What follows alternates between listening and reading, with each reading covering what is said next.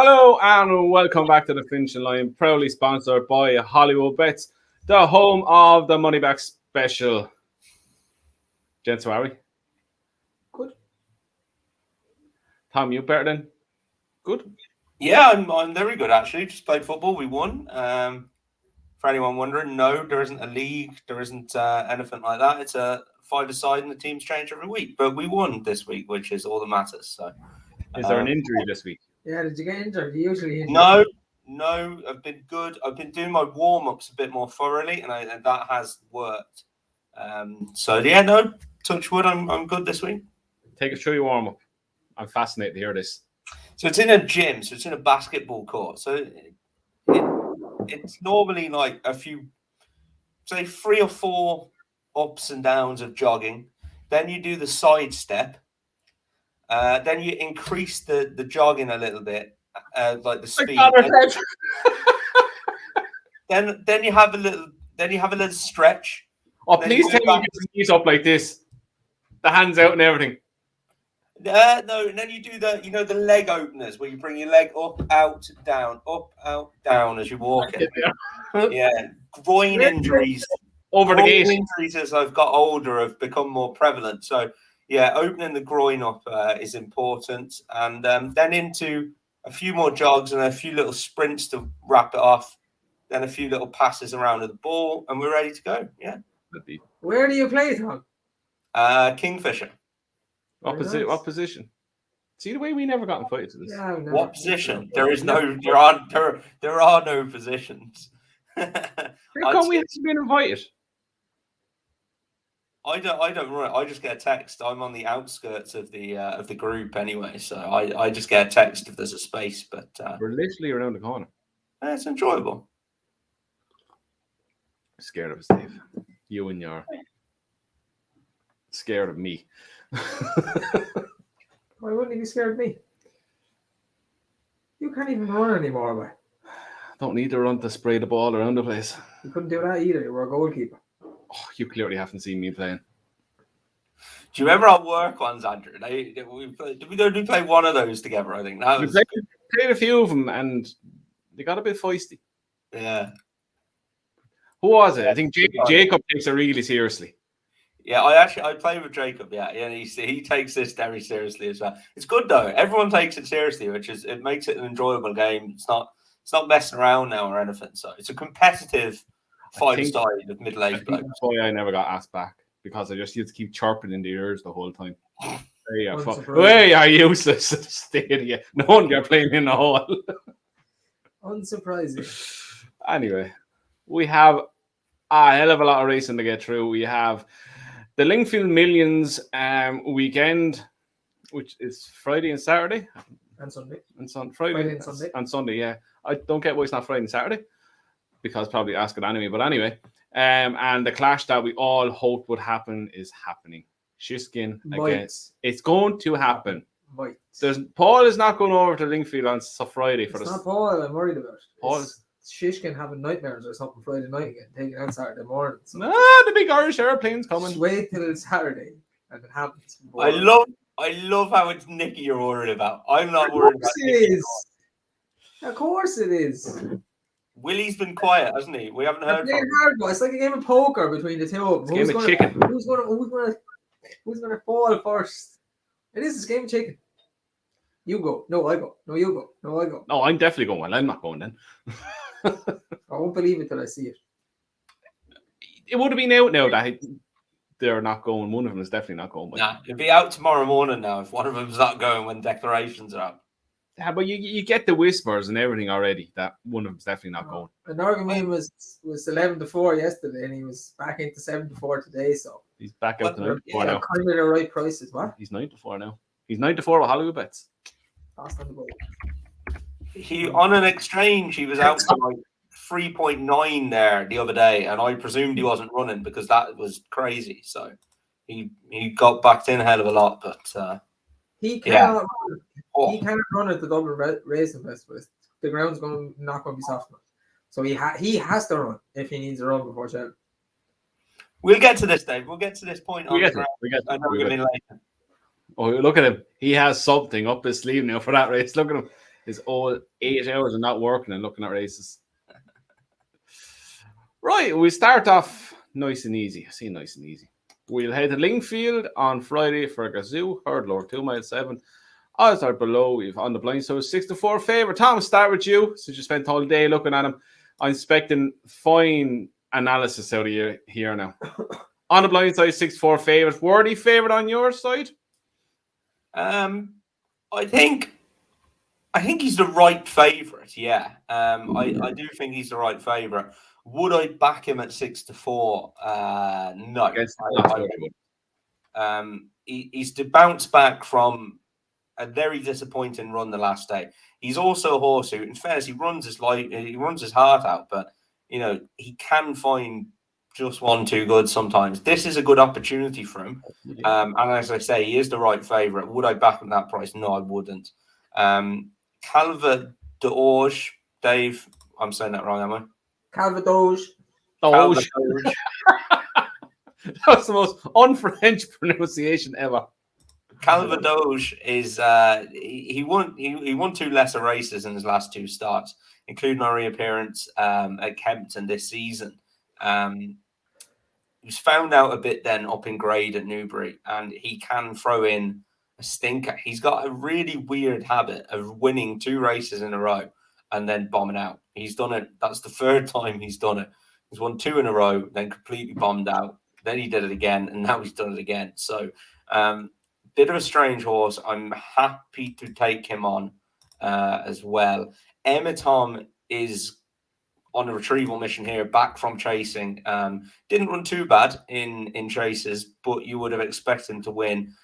My problem with him is the trainer form. Warren's having a terrible year of it, really. So same as every year, so I'd steer. No. In fairness, he can get winners, but he's having a bad year this year. So at these prices, the one I'm going to throw up is Topfield Ben.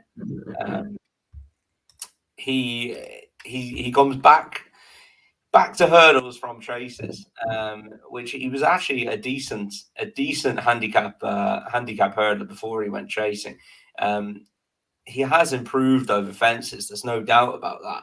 But if you look at his last run, I think his last run, if you're looking at last runs for all of them, his last run was the best. That race at Weatherby behind Good Boy Bobby. This lad is gonna gallop. He's gonna stay. And I just thought at 6-1, I thought he was probably overpriced, to be honest. I have a feeling you're going on the same lines.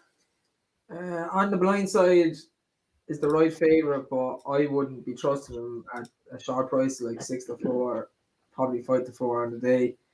Calvadoge, not for me. Tom is one of the worst horses in training. Topfield Ben, he throws in a few stinkers here and there, but yeah, I would more side with him than the other 3. And I'll be honest, I wouldn't be surprised to see the rank outsider run halfway decent. His rating is tumbling, and he was formerly a good horse for Paul Nichols, trained by a random trainer now, but he's slowly running into form. I nearly backed him the last day in a handicap hurdle that older horse JPEG won.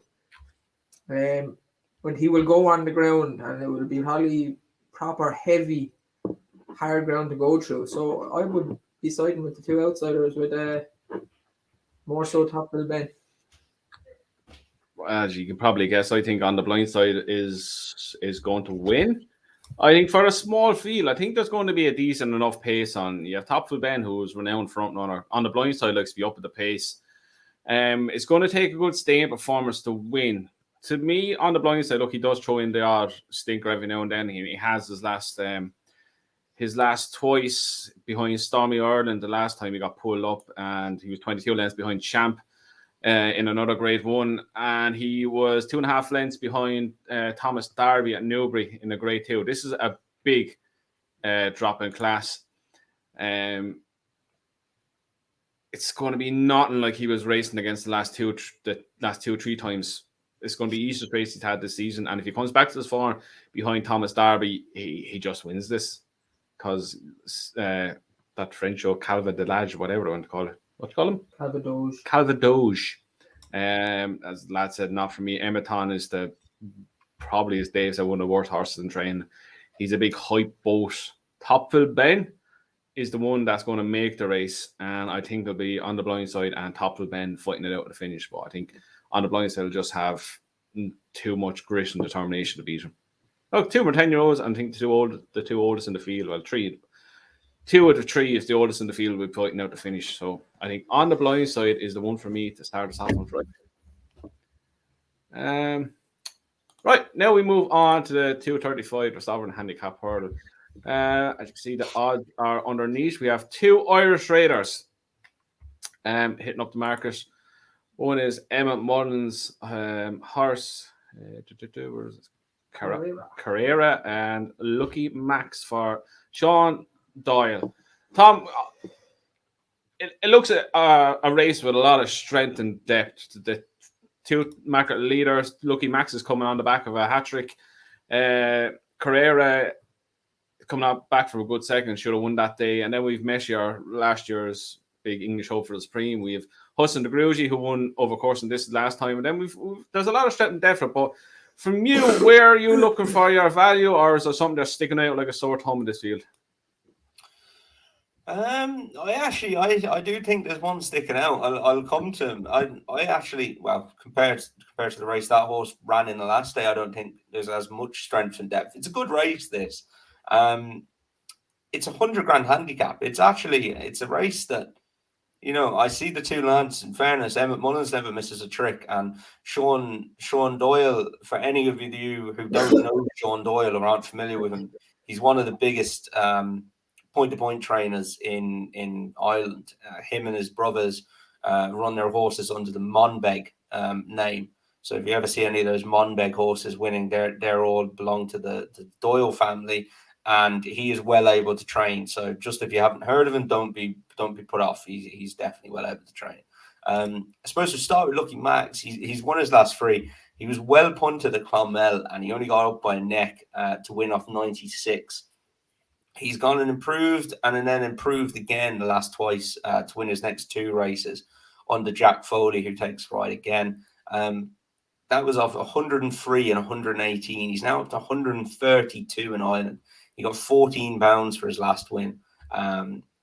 He's then gone and got another £4 on top of that. So, you know, he's got to go and improve again. Those races he's ran in weren't bad races, but this is better. There's a couple in here, I think, that, you know, he won't run against the likes of these. I wouldn't be surprised to see him go and improve again, but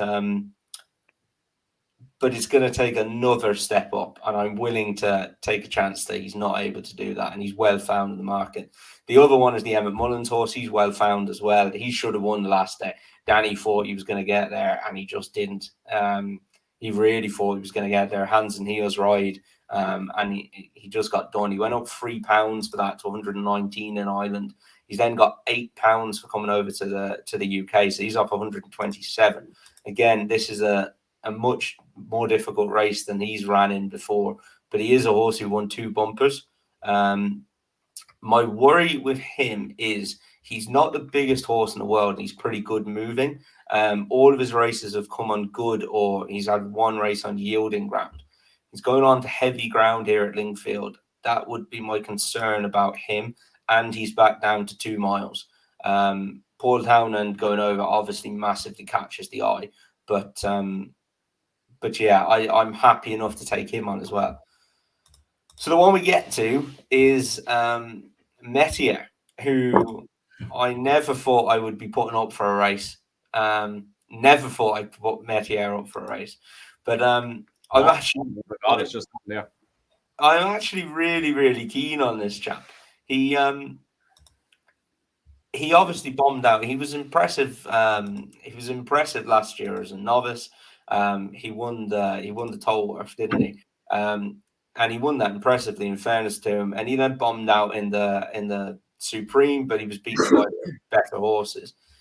On his reappearance then at Sandown, they put a tongue tie on him, and he was unbelievably keen, like so keen. And then he started hanging.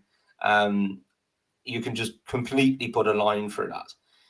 Then he's come out in the Betfair Hurdle, and he's gone and run a cracking race. He's travelled nearly like the winner turning in.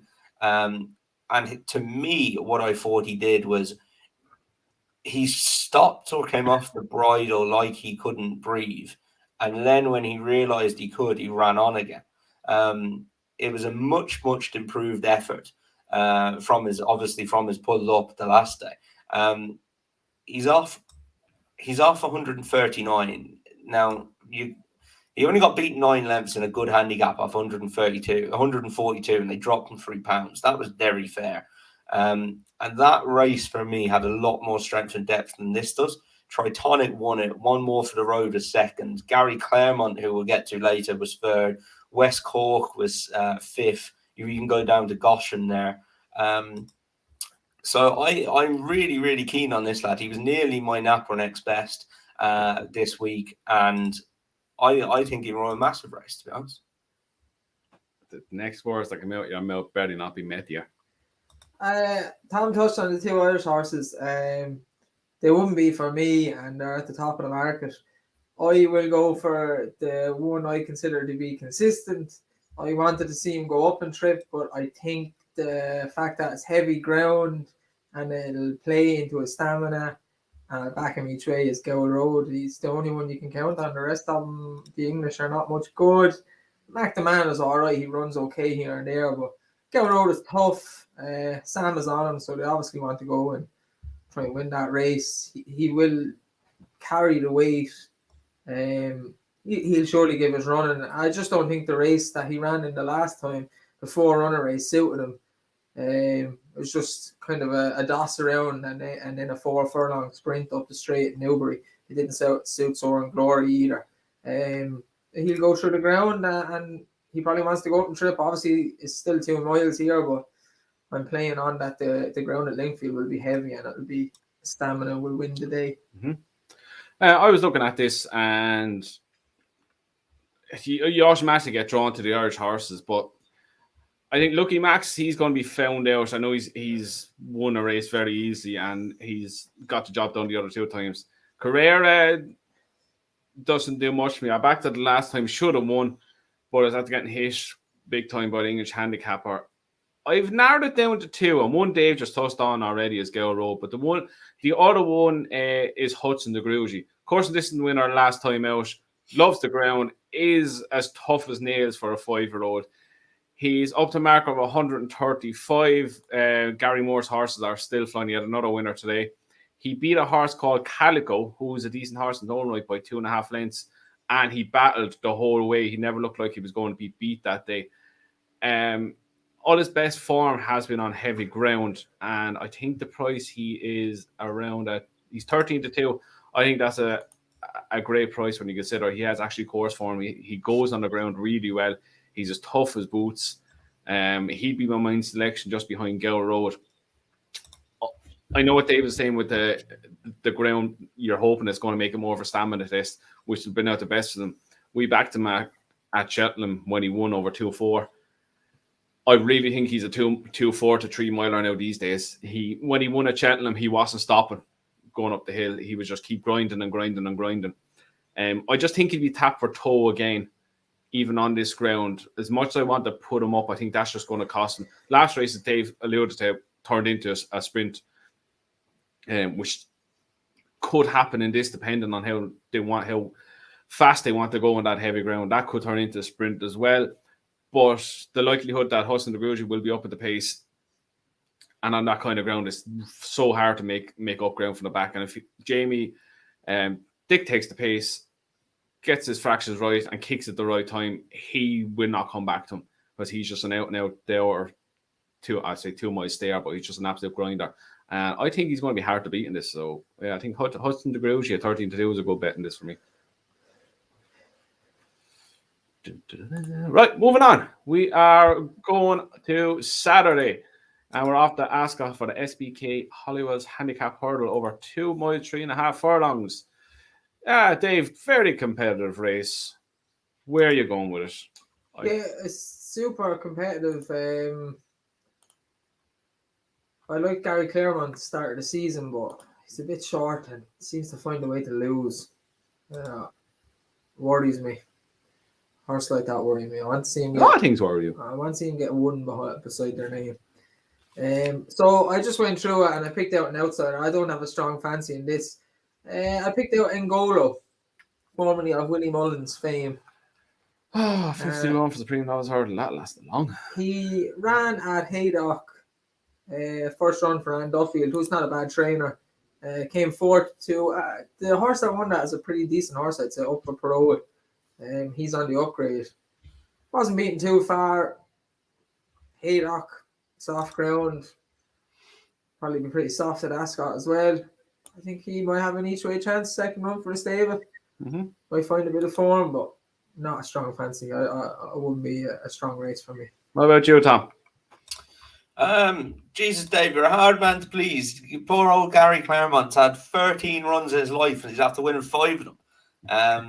If he 2.5 lengths last time, it's okay. And for me, he has excuses for his last 2 runs. Well, definitely his first run at Ascot. He was in front way too soon. He was traveling really well, and even when he got to the front, you could see him. He was running around into his hurdles. He was looking about the place. Captain Morgs. It was actually that race that really disappointed me. He definitely should have won that. Which race is that? The one that Captain Morgs won. He 100% should have won that race. Yeah, but I think with a different ride. I think if John Joe O'Neill could have that ride back, I think 100% he was the best horse in that race by a mile. Captain Morgs came past him and looked like he was going to go and win a few lengths. And then Gary Claremont has then rallied against him and only just been beat. He really, really should have won. And then the last day, we go back to that Betfair hurdle form that we spoke about before with Metier. And Gary Claremont travelled very well. He then just, for me, got outpaced at the top of the straight by Tritonic and one more for the road. And then stayed on all the way to the line. That was over 1 mile, 1 mile 7, 2 miles. This is exactly what I wanted for Gary Claremont, which is a step up and trip to 2 mile free. He's shown he can run well twice now at Ascot. He's been nudged up a little bit for those runs. 137 was the Captain Morgs race, 142 the last day in that Betfair hurdle, and up a pound. But he's worth it. For me, he's worth the value for all of those runs. Up and trip is ideal for him. He travels very, very well. He was arguably unlucky on that first run at Ascot. And for me, what price is he there? 4 to 1 in a race that, this looks a lot easier, I think, than the last race he ran in. Unexpected Party is unexposed. Could be anything, but for me, I like to take those kind of ones on. Steno Magic as well is a little bit unexposed, but I'll go with the form in this, and for me, that's Gary Claremont by a mile. Are you not worried about the 2 races that he was second and third and the form being let down? No, I think they're pretty strong races. Even though Captain Morgs was second after that and then 8th at Kempton over Christmas. Yeah, Captain Morgs ran in that race that we were on about at Newbury behind one more for the road, and I think that is strong form. The 4 of those in that race are good, and then he ran an odd race at Kempton. I backed him that day and I fancied him, and I don't think that's his true running at all. I think he's better than that. Captain Morgs is actually one that I think will bounce back off that mark. What about Tritonic? And then Tritonic, We get Garrett asked 101 questions. Where were you?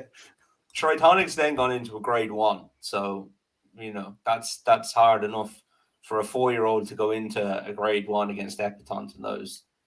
I'll forgive him that. I think in the context of this race, I think Gary Claremont's form is pretty strong. Well, I'm going to go with Stellar Magic.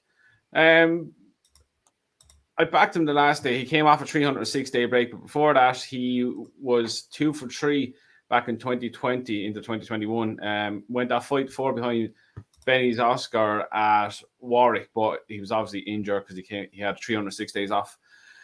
After that, came back, was 1.5 lengths behind Up for Parole, where he did look like the winner, only for it looked like that race fitness only caught him out. 5 lengths back to the third that day. comes on for that. Guess who was fourth? Oh, I tell you now when I look at it, who was fourth? Ingolo was fourth. Yeah, well, Stella Magic, look, he's so unexposed. He's only after having 4 runs in his life, 5 runs, including his point to point. He could improve. God only knows how much from that run. I think at 9-2, look, it's short enough for what he's done in his career, but there's a lot of potential there where a lot of these, you know what you're getting. Yeah, I'm willing to take a chance on him. Michal Nolan rode on the last day, and I think he's a big horse, and I think the heavier the ground, the better form. He'll get through a lot better than a few others, and I think he could play a big part in this. I know we experienced 5 runs for a 7-year-old, but there could be a bit more to come from. So I think at 9-2, I think we could be seeing a good performance. Even if he doesn't win, I think he's one to keep on the right side of going forward. Right, moving on to an interesting Mayor's Hurdle. We have Western Victory 2-1. My sister Sarah 5-2. Molly's Ollie's Vicious 3-1. Galia de Litiu at 8. Anything for Love. Dave's gonna horse. Forgot to put a little comment there. And 10-1 bar. What's he giggling at? What are you giggling at, Tom? Dave and Love. I mean, it's just funny, isn't it? 2 words in the same sentence. Funny that I like the horse called Love as well, wasn't it? I loved Love. Yeah, she let you down. Turned out to be useless. Let you down. So. Let you down a lot. It's mad, isn't it? Didn't like him getting her toes wet. Didn't like soft ground. Amazing. That nobody knew. Anyway, anyone that talks about flat racing over a jump thing should be getting a stop. Anyway, what am I saying? Tom, decent race, decent grade 2. Western Victory coming over from Ireland. Well, I say coming over from Ireland, was bought from Ireland and run in the UK now. My sister Sarah, Willie Munn's horse, always to be feared. And then Molly's Holly Wishes, who's been improving steadily over the last year and a half. Where are you going with this is my question. Yeah, I think you could give any one of the first 3 in the betting a realistic shout now, to be fair. My sister Sarah came over to Kempton there in November and bolted up. This is probably a bit stronger. But, you know, she did it very well that day. I wouldn't be surprised again. Molly Ollie's Wishes has been an improver the last season or so. I'm going to stick with Western Victory, though. I've been a fan of hers over in Ireland when she was trained by Declan Quealy. She's been sold and moved over to Emma Lavelle. She's a 9-year-old. I'd say she's going to have the rest of this season now running, and that's it. I'd be very interested to hear if there's any interviews if she's been put in foal in the coming months. If she is put in foal, that would be very interesting. And yeah, she's just so tough and consistent. Like, she's consistently placed. She'll get her head in front as well. And, you know, she's taken on some of those decent mares in Ireland. So, look, it's not a massively strong selection, especially at the prices. I do think any of the first 3 have a chance of winning, but I'll stick with Western Victory. Yourself? I'm not a strong fancy in this either, but if my sister Sarah runs, I would imagine her form is a bit better than the English horses. I understand the thoughts on Western Victory, but although my sister Sarah, I think she was 6th or 7th the last day, I'd say that was a strong piece of form with Royal Kahala. Tell me something, girl. They're proper mares. They're Cheltenham horses. They're Cheltenham mares in that race. And you know, she wasn't beaten miles. Heaven Help Us was in there too, so she'd be the one for me. I think she probably should be favourite. So, I'm siding with Tom on this one with Western Victory. Her last run for Declan Quealy was over 3 miles, and I think that was the first time she's ran over 3 miles, and she beat Minx Tiara, who was in front of my sister Sarah in that race at Leopardstown. She never looked like she was. She looked at one stage like she was going to get beat, but she dug in really well, and I think the trip really, really suited her. And I think 7.5. I know it's maybe 3 miles at Ascot on soft ground. I think she might be able to dictate this as well. You have a small bit of pace, but I think if they let her alone in front, she could be hard to peg back in this. She's in top form. Her win last time arguably could have been one of her best victories of her whole career. And on the back of that, I think she could be very, very hard to beat if she's left alone up front. So, yeah, I'm saying with Tom. I think 2-1 Western Victory. I think it could be shorter on the day. You know she'll hand on the ground. You know she stayed a trip well. And you know she's tough as boots. So, yeah, Western Victory for me, 2-1 now. It's not the biggest price in the world, as I say, but it'll do in this race. Value, as they say. All right, Tom. Every time you mention it, you just get this. Where are we off to now? We're off to Ascot still, Bet365, Handicap Chase. There's multiple entries now for a lot of chases this weekend with Ascot and Lingfield on Sunday. I know it's hard to say who's going to run here and who's not going to run here, but Dave. Yeah, it's very hard to know who's going to run. But if he does run here, I sided with Fanion Destraval. It's kind of his level. I don't think he's like a grade 1 horse. He ran in the Ryanair last year, but grade 2 and handicaps, I think he's pretty all right then. He was very good the last day at Newbury. He jumped lovely, travelled lovely. Carrying top weight, he's a small enough horse that might be a bit of an issue, but other than that, I think he's a lot of positives. So sided with him, but hard to know will he run. What about you, Tom? Yeah, because of the weight here, I actually thought they'd go to Lingfield with Fanny and Destraval. He's also really liked, so I am interested in. But because of that weight, I think they'll probably go there.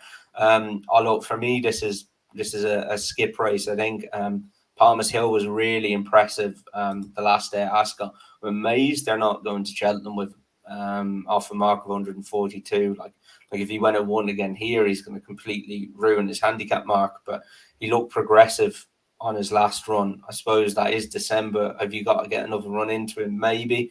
If he was mine, I'd have put him away and gone to Cheltenham. Killer Clown had dropped in the weights and was good the last day. Another one down there is Night in Dubai. Was well beaten by Palmer's Hill, but rather than going up as like Palmer's Hill has, he's come down the handicap to 133. Was rated high as 143 last year. So I do think there's going to be a day in him at some stage if he keeps dropping down that low, down that much. I think that's a fair mark for him to run a race off of. But yeah, really, really tricky, to be honest.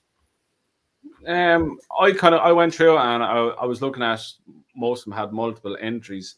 But I think on the basis of what he done last time at Sandown, I'm going to side with Farnet for Phoenicia Williams and Charlie Deutsch. Good winner last time out, was pulled up in the Paddy Power. Not Paddy Power, the one after the Paddy Power meeting at Cheltenham. But Rachel Blackmore was on board and he was backed into 13-2, so they must have expected a lot more out of him. Julie went and got the job done at Sandown, and I think if he goes here on the back of that, he could be hard to beat. 2 runs last season, was a third behind Galahad Quest and a 6.5 length win over Up in the Straight. I was off the mark 125. He's up to 137 now, which he went up £6 for his last win. Look, he'll have to come on and obviously improve again, but he's a lightly raced horse, really. He's 13 races on the rules, and Phoenicia Williams horses are in cracking form still, and just going on the multiple entries for a lot of them. As far as I know, he's only entered. But yeah, he's only entered in this over the weekend. So on the basis of probability of him definitely running here, I will side with him for Saturday. Jesus, a lot of favourites I'm picking out this week. Christ. Anyway. Right. The one we're all waiting for. The Clarence House Chase. Shiskin versus Energumene. And First Low Hitman and Amula Gold. Touchdown at the start of the show. A race that we've been missing for the last few years outside of Cheltenham, because a lot of the good horses seem to dodge each other over 2 miles. Dave, start with you. Energumene against Shiskin. What are we looking at? Yeah, I really do hope it happens, and it'll be something to look forward to Saturday. If it does, just sit down and watch it. I don't think the other 3 will technically have a chance of winning, but I do think first flow could cause a bit of a cat amongst the pigeons, because if he tries to take on an Energumene up front, and what happens like a Cork with what's the horse that look on Cork? Potts horse. No, Size of Potsy. Notebook. Notebook, No. sorry. Size of Potsy was second. Obviously, Energumene won that race, but they went too fast in the middle portion of that race, and he bullied Notebook out of it and stay going. If that happens, a Shiskin will beat. I don't think it will though, because Paul is back on him now. Paul won't be as stupid enough to get involved in the battle. Yeah, Paul won't have any choice of what first blow does, though. That's the key. Well, I think he set a nice pace for him to just track around. I think Energumene needs to lead to win it. He needs to put pressure on Shishkin's jumping. Go hard but save a little bit. And he is a bit of a bully of a horse. He's a big tank. He's different to Shiskin in ways. Shishkin's more kind of flashy and stuff. I would like to see Energumene win, but it's very hard to choose. And I do think if they go too fast, him in first flow, it sets it up for Shiskin. But he'd want to be a bit ahead of Shiskin coming over the last couple of fences to win, I think. If they're right upsides, Shiskin definitely has a better turn of foot. Ready? Go wins Energumene or Shiskin. Oh, I paused. No good to me. Sorry. Me? Sorry, I thought you were talking to Dave. No, I was talking to you. Sorry, I was. Sorry, I was. It's working. Is it working? Yeah. Yeah, you're working. I can hear you. So who wins, Dave? Shiskin. 60-40 Energumene. Do you not just give the argument for Shiskin? No, I said if they're upsides coming to the last, Shiskin has a better turn of foot. If you had to listen to me, Tom. I agree with that. I want Energumene to win, and he needs to put pressure on Shiskin the whole way around. But I'm worried that first flow, I'll go through it again. I'm worried that first flow will upset the whole run of the race, but we shall see on Saturday, hopefully. Right, Tom, your time. Yeah, I went back and watched a few of his races today, Energumene's, and I think he's ideal leading because he just gallops other horses into the ground because he has that crazy high cruising speed, doesn't he? But like he won his bumper at Furthest. He was up with the leaders, but he didn't lead. I don't think he necessarily has to make it. If First Flow wants to go off out in front and go a million, I think Paul will just sit there. And then when First Flow starts to get tired, I think Paul will take it up. I think he knows his horse's strengths. And Shiskin has that thing where he comes off the bridle and he looks like he's in a world of trouble. And then in 10 strides, he's 10 lengths clear almost. So I think he's definitely going to want to run that out of Shiskin. I think at First Flow, as I said, if he wants to go off a million, let him go off a million, sit behind him. And then when he gets tired, or don't let him drop the pace, keep the pace up. I think the prices, Jesus, I couldn't believe the prices early in the week. I presumed Energumene wasn't going to run because he was out to 11-4. It was a mental price. Shishkin was into like 1.5 something on Betfair. I also don't buy into this. I think everyone does it. I think we fall into these things that, this horse needs this. And sometimes I don't know where it comes from. Everyone says Energumene needs soft ground.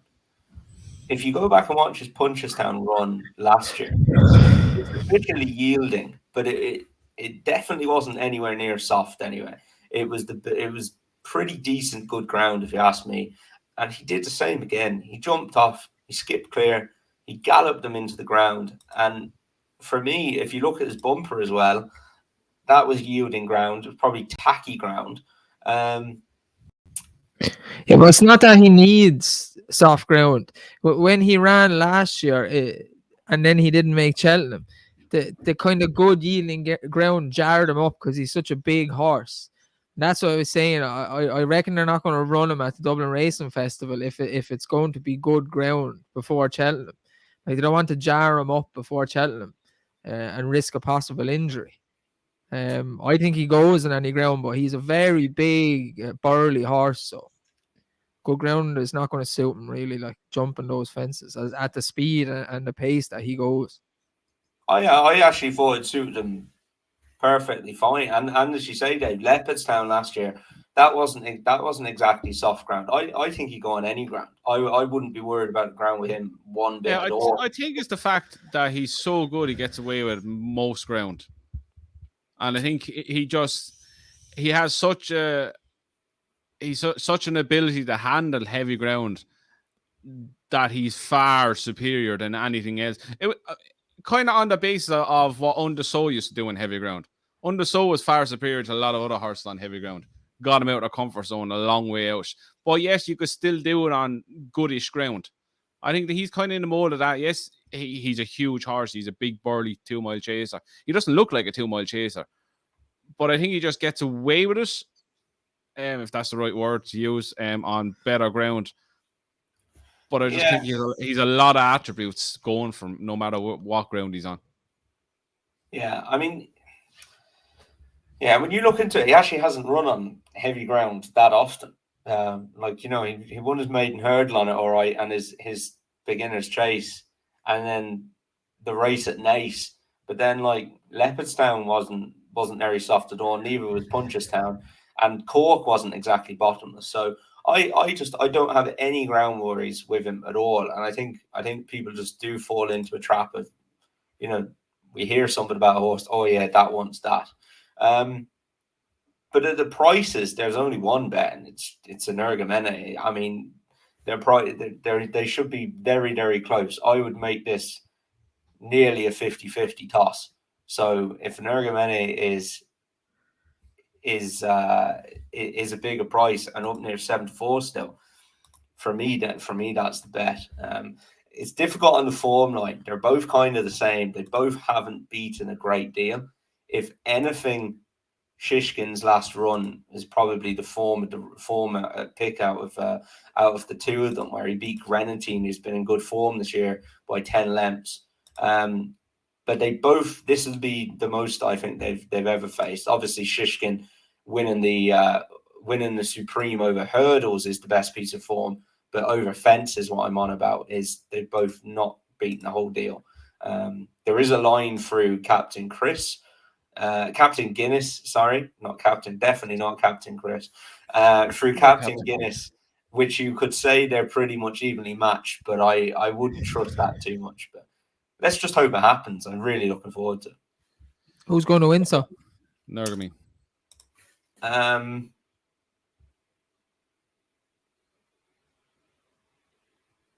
really don't know. You have to pick one. You didn't pick one. I did. I said Energumene. Oh, did you? Sorry. Gun to my head, I had to pick one. I'd go for Energumene, but fair. I honestly think it's a toss up, and that's why if there's that much of a price difference, the bet is Energumene. And don't get me wrong, lads. If it was the other way around price wise, I'd be saying Shiskin's the bet. So I'd really. I said Energumene's so tough.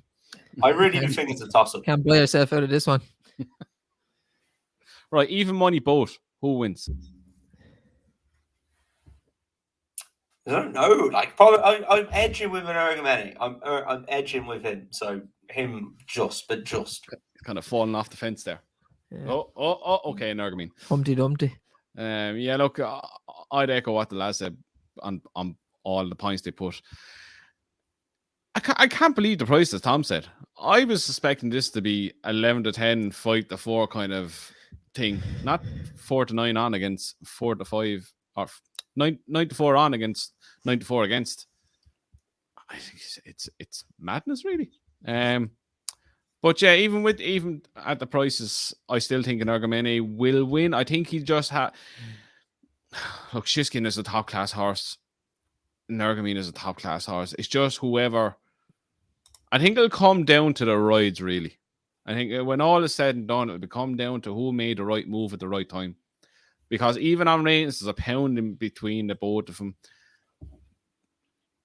I know where Tom's getting. It's hard to split him. It will just come down to these minimal fractions of jockey error, jump error, tactical error. It'll come down to one of them three that'll make or break the Who do winners you of think this. jumps better? I think Energumene jumps better. I don't. I think Shiskin jumps better. I think Energumene jumps okay, but only okay. I think Shiskin gets very fiddly sometimes when he gets in close. When he jumps some good, Shiskin is better, but he can be fiddly at times. He can be when he's flashy, he's very good, but he can be very fiddly and he can be a little bit out to the. He goes out to his left. Left, I think. Yeah, he goes out to his left a bit. I remember watching on the road to Cheltenham. Ruby was going through him. In his novice in the Desert Orchid, he didn't go out to his left, but when he won, whichever one is the Quarter Star novice, whatever one is which, the 2 mile novice, he didn't go out to his left, but this year he went out to his left. So I don't know whether there's a little niggly thing that why Nicky was saying he might be ready, not be ready for that particular race, and he was feeling something still, or it was just him dossing around. But look, all in all, if the two of them get there on Saturday, it's a race that everyone needs to watch. I hope two of them are going there down to the last, neck and neck, and let the best horse win. Plain and simple. Where's my mouse gone now? I see a hit when it was. There we go. Right. Next, we are moving on to the Supreme Trial.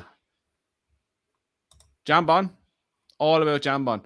We had a very interesting conversation with Frank Berry about Jambon on Monday at Punchestown. What's the scoop? What? What's the scoop? He reckons he gets beat by the 2 Irish horses. We said to him, you're really looking forward to Cheltenham, blah, blah, blah. Rick Jambon looks a really nice horse. He went, yeah, 2 Irish ones are really good as well. He's like, he's a good horse, but I said, it's a lot to do with the hype over him being Duvan's brother. Yeah, he's a good horse. So on that vibes, it sounds like he's scared of 2 Irish horses. Not scared of 2 Irish horses, but the way he was talking about yesterday. He was saying yesterday, Darside Dynamo looked extremely good, and then we have Sir Gerhard, who has the Cheltenham form in the bag and has won a maiden hurdle, and we haven't seen him again since he could be anything. So sounds like he knows what he's talking about, that guy. Oh, what a man, though. Jesus Christ, you stand there all day talking about horses. Anyway, Jambon wins this. Yeah, Jambon. Who? Jambon. Some of these horses wouldn't win a maiden hurdle around Wexford in Ireland, so Jambon. And that's not anything like English or Irish bias. It's just a fact. Some of them. It is the hell with it. People are going to say it anyway. Irish are better. The hell with you.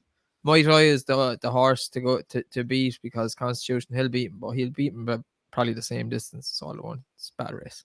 If he wins this, does he go back into favoritism? More than likely, yeah. Can probably. Whoever wins just goes into favoritism. It doesn't matter what they've won or who they've beaten. Sir Gerhard will go and win at the Dublin Race Festival, and he'll be favoured for the Ballymore and the Supreme. It's a joke. It's stupid. But I think he wins. I think he'd probably go off a bit shorter than that as well. I saw 1 to 2 earlier. Might I, if I owned him, I wouldn't run him. I'd save him for a nice handicap. He's off 135. I think he's well handicapped off that. And then you've got Good Risk at All, who he's beaten already, and his jumping needs to improve. And then Richmond Lake would have 1 to 7 last time out, but he was beaten the time before that. And form doesn't look good. So Jambon to win this and then get even shorter for the Supreme on the back of absolutely nothing. Exactly. Jambon for the victory. Oh, what the hell is on this? Move. Oh, why is that move? There we go. Right, next we move on to the new one hurdle. Grade 2 at Haydock at 2 o'clock. Dave's little buddy, Tommy Oscar, 8 to 11 on. Hunter's Call, 8 to 5. I don't know what's with these prices. 10 to 1 bigger RS. More or less looks 2 horse race on paper. Yeah, it should be Haydock's strange track, but it should be a short price double. Tommy's Oscar should win. Improving I rapidly don't. this season. Improving rapidly. The few defeats he had the back end of last year, you can excuse them when you look through the form and things that I think he got left at the start of one of them as well. Yeah, they're talking about running him in a champion hurdle in each way chance, but he should easily win this. He's just improving and is better than all these. Yeah, Tom, his form is decent enough. It's been improving all season. Look, if he's any chance to get any sort of prize money in a champion hurdle, he needs to be winning this with his head in his chest, really. He needs to be leaving Hunter's Call in his wake. Yeah, he definitely does. It's interesting, actually. This horse actually took 8 runs to win his point-to-point in Ireland. It took him a long time to improve. He then went and won his novice hurdles. And then, as Dave said, like the form is actually quite good, but it took him a while to establish himself in handicaps. It shouldn't be a surprise to us then, really, if it took him that long to win a point-to-point, that he's then gone and improved this year over hurdles. He's doing so rapidly. I think he'll win this. I think he'll win it handy enough. The one I would throw in Hunter's Call is 12 and not a horse I've ever really liked. So the one I would throw in for the forecast is Rocker then. Had very good form in France and bits and pieces of good form for Paul Nicholls last year, including behind Jerry Claremont. That form keeps coming up again. Or Gary Claremont, sorry. Ran well the last day behind a horse that's unexposed of Philip Hobbs's, and then 21 lengths clear of the rest of them. So he's unchanged off his mark. If he doesn't win here, keep an eye on him because he's well handicapped, I think. And I just think he might be able to run into second and take up the forecast. Yeah. I know what is Tommy's Oscar for me anyway. Right, moving on to the Peter Marsh. 3 miles, 1.5 furlongs of an absolute slog. Last year's winner, Royal Pagoi, is back in at 3-1. Remastered 9-2. Emperor Steel is in a 5-1 and 6-1. Bigger the rest. Dave, Royal Pagoi back in. Last year's winner, Demolition Job. Does he get in and win again off top weight? Yeah, I think it was a demolition job last year, but it was a pretty bad race. All told, they were all kind of old timers. Top weight, I think he has 2 decent horses behind him in the bet, and that in Carde is not a bad horse as well. He beat Remaster the last day. I thought Remaster was very weak in the finish. He looked all over the winner, traveling the exact same way he did in the Labrook, and we were all sure he was going to win, but the way he weakened out the finish, a Haydock turned me off him. I'd have to watch him here and see. I thought they might save his handicap mark for Cheltenham, but I was just trying to win this. Mm-hmm. But the one for me is Empire Steel, Sandy Thompson's horse. You'll probably get 5-6-1 each way price. Very, very lightly raced for an 8-year-old horse. He's only had 8 rules racing. And his form is actually not so bad. He beat Protectorat in a novice chase last year. Now Protectorat probably wasn't at his best that day. Mm-hmm. But he still beat him. It was a very good performance. He's pulled up then. That's what might turn people off.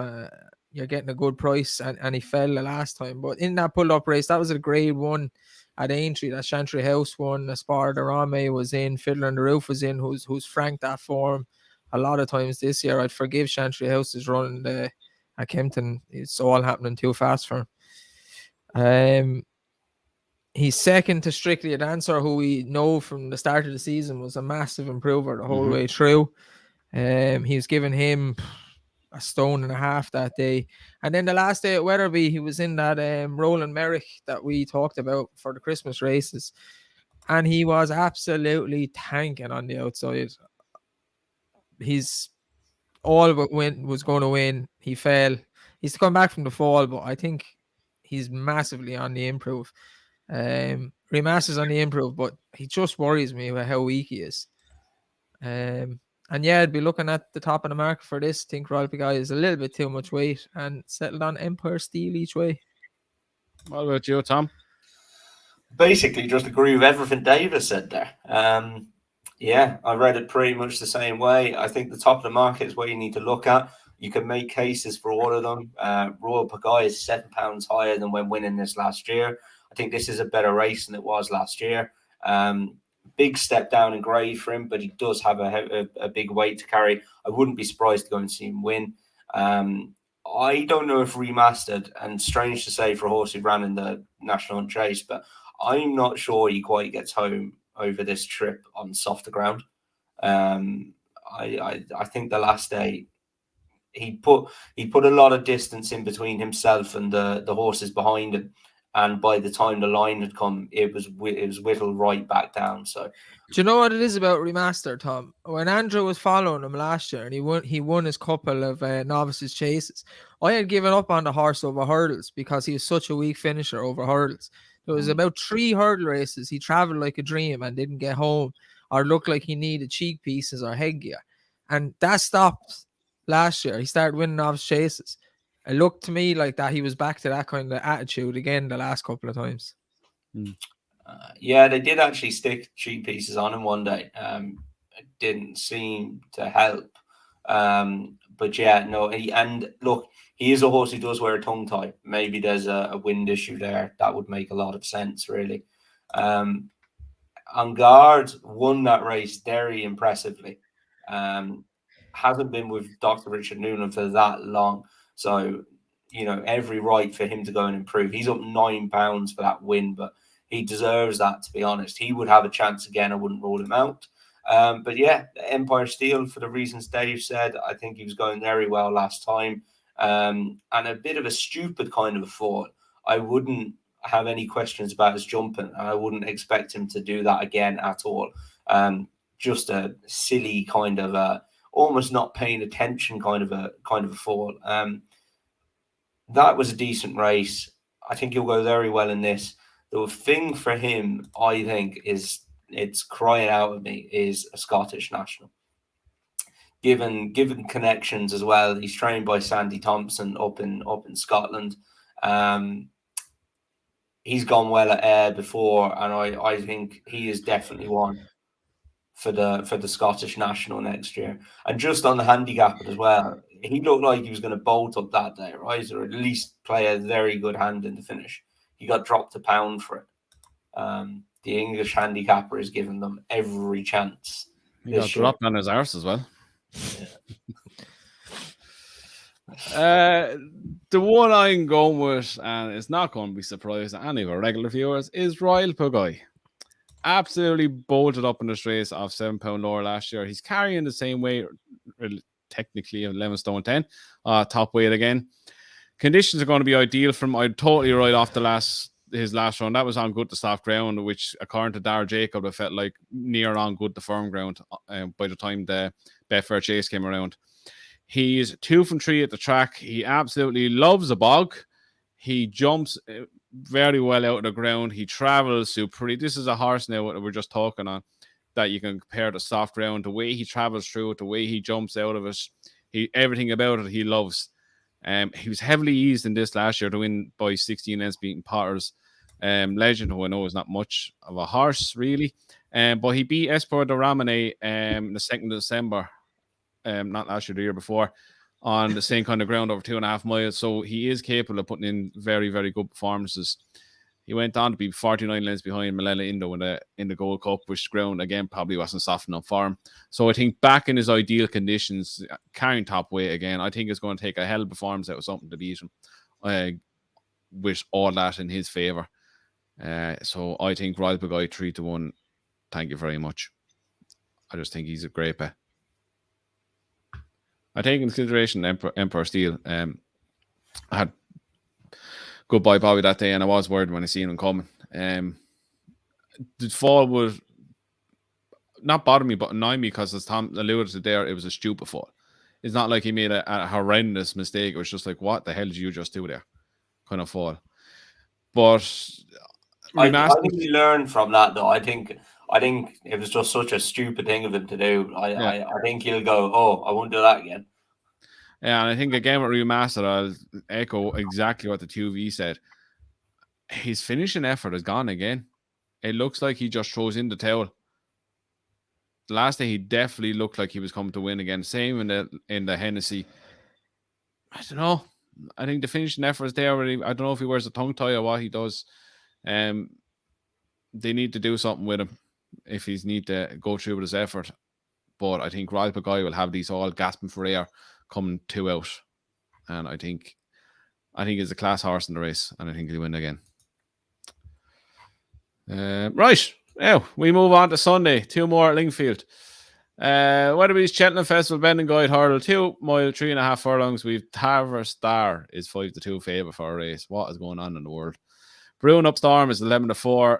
Dashel Drasher 9-2. St. Felicia 9-2. Good old Gonchin is 6s. Miranda 7s 14-1. Bar. Tom, how is Tarver Star 5-2 favourite for a hurdle? Please explain to me. I know he won the last time, but Jesus Christ. In fairness, you can make a case for him, I think. And the case is that It's easy. You can make a case for a murder in a trial as well, but he's clutching the straws. Yeah, no, I don't think he didn't take to chasing, and in fairness to him, they persevered with it, right? So then he came back to hurdles, but he came back to at the end of last year after he'd been to Cheltenham and everything. So I would write those 2 runs off for him. I do think he is helped by a bit of softer ground as well. I think that helped him the last day. It was the first time. It was the second time he won blinkers, but the only time he won them before was in a handicap chase. He absolutely bolted up, barely came off the bridle at all. You could see it that if he comes back to the form over hurdles of a couple of seasons ago, he would have a very good chance of winning this and of going on to do better things. There's lots of ifs and buts. He wouldn't be for me at that price. I'm happy enough to take him on. A bit like Brewing Up a Storm. Looked like he was going to win the last day at Cheltenham before falling at the last. His form has been solid this season, in fairness to him, and he has his chance. Dashel Drasher. Is he going to run here, lads, or is he going to go? Is he going to go back? I'd say he'll go to the race after this. Do you think? Yeah, I had worked in I'd worked it into my form for this weekend that he would go to the chase. And that leaves me with the one that if he comes over, he's a hell of a price, is St. Felician. And I actually think it's a likelihood that he will come over because he's not a novice. He won a hurdle in Auteuil for David Cotton and James Reevely on the 13th of March last year. So that made him not a novice after December in Ireland. So he won very, very impressively. The form of that has worked out okay. The second and third ran well behind Tiapu in the grade 2 at Limerick at Christmas. And I think if he comes here, this is because he has to run in open company now. I think this is a very good opportunity for him. And I think he'd take a good bit of beating if he comes over. We give him Goshen one more chance. Nope. Same as Tom. Tom said it all already. Damn it. St. Felician for me. Oh, you're done? Yeah, Tom said it. Tom said it all already. Fair enough. Brewing Up a Storm should have won the last day. No 2 ways about it. But the thing that is puzzling me after the race, Ollie Murphy came out and said that the key to this horse is him being fresh. And I highly doubt he's going to be that fresh after 23 days after running on New Year's Day. Yes, you can give him an easy time of it. But I probably know he's run because the money is big here. That would worry me on the back of that. And he always seems to make a fiddly mistake over his hurdles. What is he? 11-4. I'd have him as favourite, realistically. Dashel Drasher is going to run in the race after this. St. Felician would be a huge threat if she came over here. I'm giving him one last chance. You're turning from Henry de Bromhead into Gary Moore. Dave, I was going to say earlier, and outrageous. Like it's not. It's the one more time. It's his race at Ascot. Was shit. It was shit. It was grand. It was shit. First time stepping him up. I think he needs a trip now. 3.5 miles. I know he's probably going the wrong way around, but And literally, Lingfield's left-handed. I know. And he hangs to the right. where was his He's a best? dog. Where was his best performance going to be? In the Triumph Hurdler, he was going to bolt up. So yeah, wow. I don't like anything else in the race. If I was backing something, I'd back Goshen in the hope that the step up and trip is going to work wonders. He's going to have the ground he needs. My advice to you would be not to back anything. So Well, I'm putting up something, aren't I? And if I was putting up something, I'd put up Goshen. Same time you put him up 200 million times, but I put him up once in the worst thing in the world. And I said after Cheltenham last year, that is the end of me and Goshen. Yeah, last time I checked, my name wasn't Dave O'Keefe. Did Jamie say, he's been working really well, Andrew? No, Jamie can't get his head around him. His head is melted with this fella. I can imagine. He cannot get his head around him. I do pity them because it's God knows what you do. We're here and we can take the piss and have a laugh and whatever. But if you trained him, like, he'd give you such a headache. You'd stand outside the stable every day and just go, "You're some dickhead," you know that? Because the ability at least was in there anyway at some stage. So. I think it's just one day it's going to click, and this probably will be the last chance I'll give him on the step up and trip.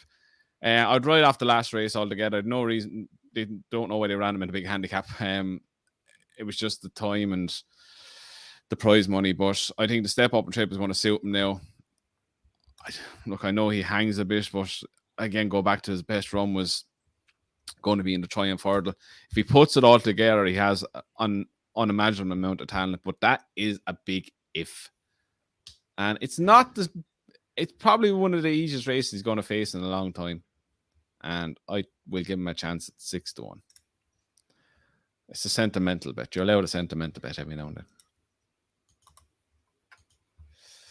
Now, last race we're going to touch on.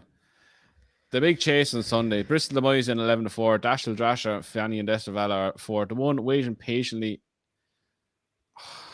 5-1. Tom, if you put up waiting patiently, How? I'm gone. Please tell me I'm how out this of is 5-1. I'm telling you. He hasn't had form since 20. Don't 10. you dare put that horse up. Tom, are you putting up waiting You patiently? just put up Goshen. I'm telling you, Tom. So what if I put up Goshen? It's the first time I put him up in a long time. Waiting patiently. I just can't get my head around this horse, how he's backed every single time and he's short in the market every single time. Oh, actually, I know the one you're putting up. He's not running. Who? Fakir. He's not running. He's not running. He's running. He's running Thurles. He's running Thurles instead. He's running You against are Allaho. fucking joking me. No. It's on the Racing Post. Joseph said he's not running in Lingfield. He's going against Allaho. Hence It's why he's not in literally the my bet. next best. He's not, hence why he's not in the bet. What are they doing that for fuck's sake? That's what I said as well. Why are they putting him against Allaho? Why would you do that? Fakir to miss Lingfield feature in favour of potential Allaho clash. Allaho probably won't run, to be honest, so he'll probably get an easier race around Thurles there. So Tom's whole form angle in this has gone out the window. I'll take this. So, yeah, waiting patiently. No. You're just going to just say it. Dasher, you're going to put him up. Yeah, I like Bristol Demoy as well. I think he'll get the ground that he loves, heavy ground. But I just think Dashel Drasher is just, I said it put him up last week. He didn't run. First run of the season is always poor. And then he kicks on from there. He won the hurdle race, which probably didn't suit him. He was carrying top weight. I think it's a better race for him. I would have been worried about left-hander, but he won around Newbury the last race. A point I will put at you too is, will he split the dummy up with the pace pressure he's going to get? No, he only ever does it on his first run. He did this last year as well. We were worried about Master Tommy Tucker at Ascot, and he just look how deflated. I know, yeah. Tom looks very sad. He just brushed him aside. Then I think it could be a fitness thing with him on his first run. But I think I was waiting to back him again, and I definitely will. Yeah, he's as tough as old boots, as they say. If he gets his own way in front, it's going to take one hell of a horse to get past him because he just hates being passed. I think you just stick to the class angle in this. I think it's between Bristol Lemoy and Dashel Drasher. Both of them are going to have their conditions. Both of them are the Grade 1 winners in it. And I think when it all comes down to it, I think Dashel Drasher will just outstay him with the younger legs. They'll have a bit more in it. So for me, Dashel Drasher, Bristol boy, but Dashel Drasher just by a half a length. Go on, Tom. Make it 3 for 3. You might as well now. I couldn't give a shit who wins this race now. I went. Tom just threw the dummy out the sitting mouth. back there now, like he's down a ton on a horse. He's getting better now. He's just contemplating. You're after back and fack your anti-post, aren't you? No, I haven't. Thank God. That is so frustrating. So Fakir, right? He's going to tell us all about it. You don't need to know now, Tom. My notes on Fakir, right? The first line, very good spot for him, well placed. The only concern I had, and I presume it's their concern as well, is 2 miles 6 on heavy ground might just test his stamina. But I was definitely willing to take a chance on that in this kind of company. Outside of grade 1s, he is so solid. 12 of his last 15 runs have been in grade 1s. He's won 2 of those and been placed in another 7 of those grade 1s. He's had 5 runs for Joseph outside of grade 1s, right? 4 wins in a second out of those 5 runs. This is the equivalent. This isn't a grade race, but it's the equivalent of grade 2. And my only query would be 2 miles 6 on heavy ground. Would it be fair to say that Joseph's not the best at planning out races? Some people have compared me to Kevin Blake before, which I've really, really enjoyed, to be honest, anytime anyone ever does that, because, like, you know, he's a very, very good commentator on the game, because he's many things, isn't he? Kevin is. Yeah, I mean, that's the only thing I can think is that it's 2 miles 6 and heavy ground, because, God, you love, like, he's better than a lot of those horses. Does Kevin do all the race planning? I'm sure with the JP horses, the lads get involved or whatever, but I think Kevin does most of the race planning and Joseph. So. Yes. That's a bad move by Kevin. But Tom, the Kinloch Bray chase, like Allaho's not going to run because Willie already said he's away till Cheltenham. So he's basically going up against, I think the next best horse in that race is Daily Tiger. Like that's basically. Is Allaho not going to run? I can't see him run. I can. I can't see him run. They done the same thing last year. They said they weren't going to run him, then they ran him in this. Right. I think if you're an Allaho fan, you want to see him run. Right. Well, if Allaho doesn't run, lads, this is what I'm doing with my next best. Because if Allaho doesn't run, everything I said about Kevin Blake, I take back. If Allaho doesn't run, then the furthest race is probably the better race for him. And he would definitely be a bet for me there. I think that would be his to lose, really. As I say, he's solid outside of grade 1s. It's a free grade 2 if Allaho doesn't. He will surely win that. It's a schooling session that you get I'd paid make him a very, very short price for that race if Allaho doesn't run. Yeah. So who wins this one then? Dasher. Oh, well, that's fair enough. At least he's honest. Right, Naps next best, and then we have our charity bet.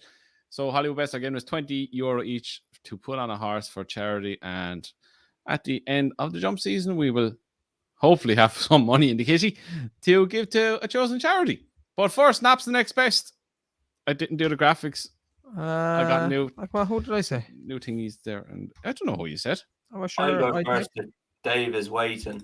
My one is Gary Claremont in the 145 at Ascot on Saturday. He's my nap. I think he's got a cracking chance. He's back up in trip, as I said. I think that's what he's wanted. Unlucky not to win the time before last, and then ran a cracker. Just looked like he wanted a bit further in the Betfair hurdle. So, yeah, he's my nap. And my next best is going to be Fakir, wherever the hell he runs, apparently, in fairness.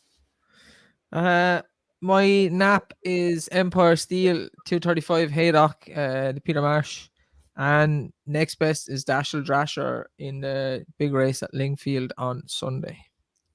My nap is Royal Pagoy in the Peter Marsh, and my next best is Hudson the Garuji on Friday at Lingfield in the Sovereign Handicap Hurdle. Match bet. Royal Pagoy, Empire Steel. Yeah, okay. 2 points. That's a tasty bet, that. It will be, because it'll taste nice to Guinness. Oh, you owe me 2 from last week. Me, yeah. Oh, last week.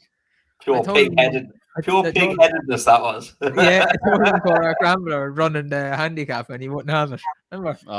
He shouldn't have run in the handicap. He should have run in the other race. Again, stupid stuff like. No point, Thomas.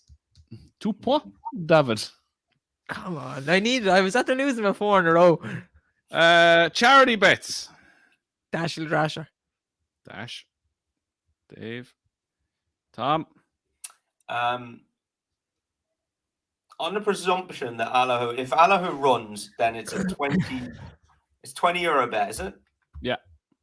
20 euros win on Gary Claremont. If Allaho doesn't run, then I want 20 euros double. Why is he making it awkward on me? 20 euros. I'm trying to win money for charity here. I'm not taking on Allaho, but if Allaho doesn't run, Fakir is a steering job, I think. So 20 euro double, Fakir and Gary Claremont. Nice. Okay. Bump up the profits a little bit. That. Try and make some money. Mine will be Royal Pagoy.